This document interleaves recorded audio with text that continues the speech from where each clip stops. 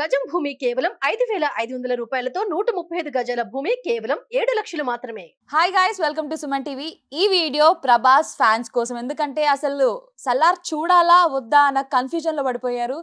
ఏదేమైనా ప్రభాస్ ఫ్యాన్స్ వెళ్ళి చూసేస్తారు. బట్ కొంతమందికి మాత్రం ఒక డౌట్ ఉంది, ఇది ఉగ్రం సినిమా కాపీనా, రీమేకా, అసలేంటి పంచాయతీ? సో దీని గురించి మాట్లాడడానికి మనతో పాటు జర్నలిస్ట్ శ్రవణ్ గారు ఉన్నారు, ఆయనతో మాట్లాడదాం. హాయ్ అండి. Hi madam. So Prabhas fans కోసం మీరు ఏం చెప్తారు? అంటే సలార్ మూవీ కోసం అయితే చాలా ఈగర్ గా వెయిట్ చేస్తున్నారు. మొత్తం అంటే ఎంతో మంది ఫ్యాన్స్ ప్రభాస్ కి ఎప్పుడెప్పుడు అప్డేట్ వస్తుందా అని చూసి లాస్ట్ కి ఇప్పుడు సినిమా రిలీజ్ అవుతుంది. ఉగ్రం రీమేక్ అని, కాపీ అని అంటున్నారు. నిజమేనా ఇది? మనకు తెలుగు వాళ్ళకు సంక్రాంతి పండగ రేపు జనవరిలో వస్తామని, కానీ చాలామందికి తెలుగు సినీ అభిమానులకు రేపే వస్తుంది సంక్రాంతి పండగ అంత ఉత్సాహం ఉన్నారు. ఎందుకంటే రేపు సలార్ విడుదల ఉంది కాబట్టి ప్రభాస్ ఫ్యాన్స్ చాలా హార్డ్గా ఎదురు చూస్తున్నారు. మొత్తం మీద ఈ సినిమా మొదటి నుంచి కూడా చాలా క్రేజ్ ఉంది. ప్రభాస్కుని ఏ విధంగా చూడాలి, ఇంకా నెక్స్ట్ సినిమా ఎలా ఉంటుందని ఒక హైప్ అయితే వచ్చింది. రిలీజ్ ముందు మనకు తెలుసు, ఆన్లైన్ ఓపెన్ కాగానే ఓవర్సీస్లో ఎన్ని కోట్లు వసూలు చేస్తే ఆన్లైన్ కూడా బుకింగ్ అయిపోయి ఆఫ్లైన్లకు కూడా కొన్ని థియేటర్ల దగ్గర ఆఫ్లైన్ టికెట్ల కోసం లాఠీ చార్జ్ చేసి అంత పరిస్థితి వచ్చింది.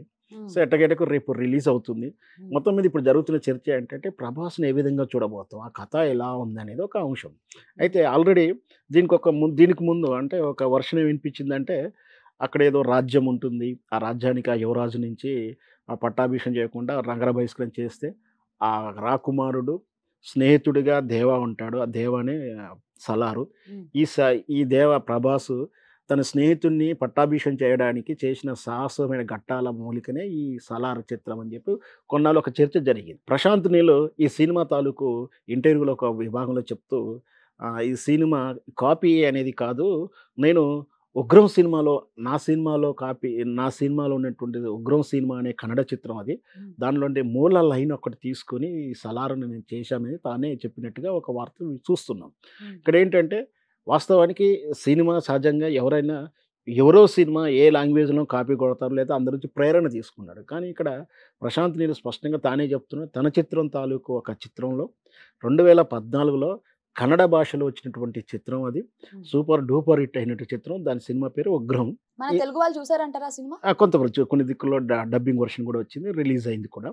అయినా కూడా ఈ రోజు ఓటీటీలో అక్కడెక్కడ ఓపెన్ ప్లాట్ఫామ్ అన్ని లాంగ్వేజ్లో దొరుకుతుంది. ఇప్పుడు కూడా దాని డేటా చూడాలంటే మనకు సోషల్ ప్లాట్ఫామ్లో దొరుకుతుంది. అయితే దానిలో మూల కథా లైన్ నేను తీసుకున్నా అన్నాడు. అప్పుడు అసలు ఉగ్రం ఏంటి అనేది నేను చూస్తే ఏముంది, 2014లో వచ్చింది.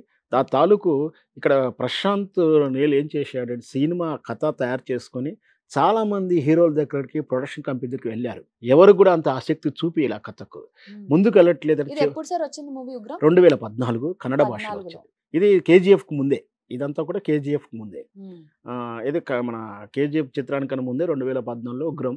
ఈ కథ ఎవరు ముందు రాకపోతే తానే ధైర్యం చేసి తన తమ్ముడు ప్రొడ్యూసర్గా తాను భాగస్వామిగా ఉంటూను తనకు వరుసకు బాబైనటువంటి శ్రీమురళిని హీరోగా చేస్తూ ఉగ్రం తీయడం జరిగింది.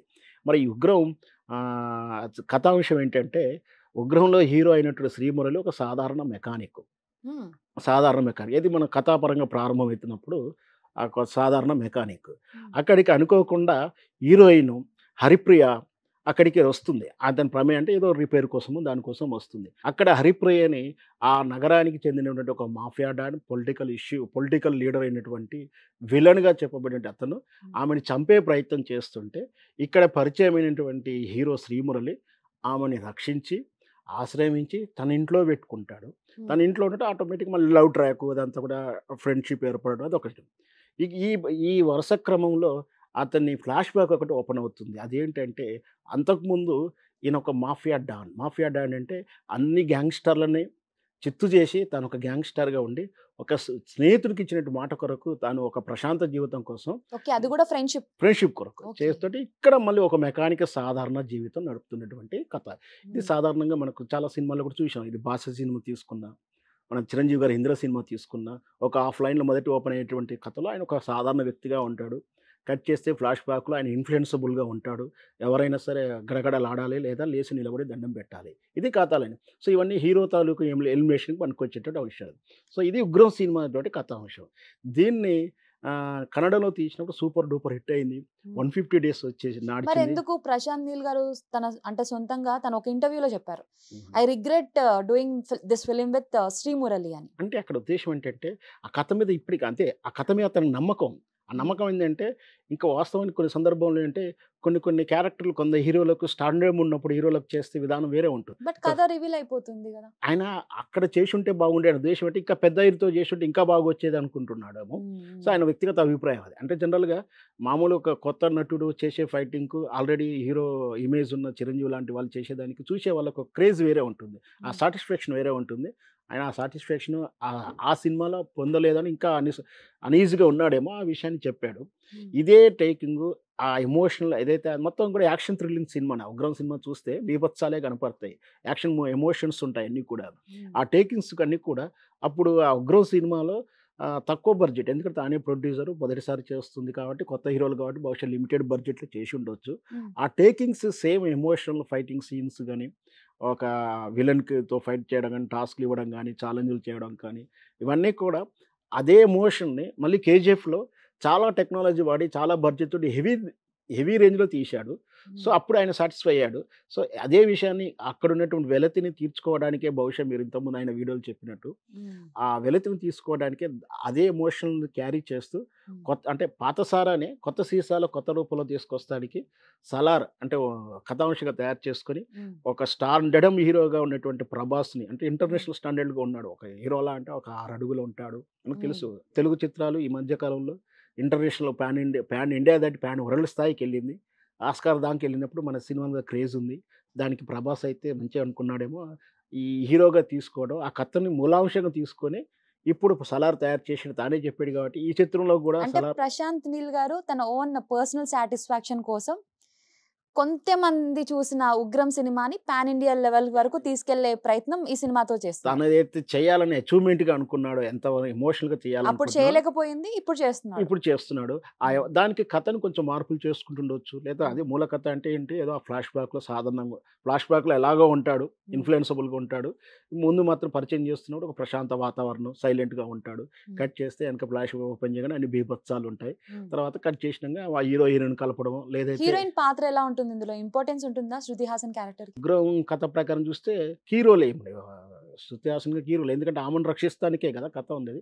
బహుశా ఇది కూడా అలాగే ఉంటుండొచ్చు అని మనం సో ఓవరాల్ గా ఈ సినిమా హిట్ అవుతుందంటారా? నాకున్న అంచనా ప్రకారం అయితే సూపర్ హిట్ అయితే అవుతుంది. ఎందుకంటే ఆ ఫైటింగ్ సీక్వెన్స్ అయితే మాస్ తరహా చిత్రం కాబట్టి హిట్ అవుతుందనే అనుకుంటున్నాను. హిట్ హిట్ అంటే కావాలని ఇప్పుడు కోరుకుంటున్నాను. మనకి కలెక్షన్స్ కలెక్షన్స్ ఏ లెవెల్ ఏ సినిమాని దాటుతుంది అనేది ఇప్పుడు హిట్. ఎప్పటికైనా ఎవరి సినిమాకు రేంజ్ అయితే పెరుగుతుంది. ఒక రోజు 100 కోట్ల రూపాయలు వసూలు చేస్తేనే ఎక్కువ, అట్లాంటిది 500 కోట్లు 1000 కోట్లకు వచ్చాం. ఒక సినిమా తర్వాత ఒక సినిమా బాగుండాలని కోరుకోవాలి, ఎందుకంటే సినిమా లవర్స్గా సినిమా హిట్ అవుతుంది, ఇంకా 4 సినిమాలు వస్తాయి. సో సినిమా రాకముందుకే ఏమనుకోలేవు, సినిమా హిట్ కావాలని కోరుకుందాం. So Prabhas fans, darling fans, మీరు ఎలా ఫీల్ అవుతున్నారు? మీకేమనిపిస్తుంది సినిమా చూసాక?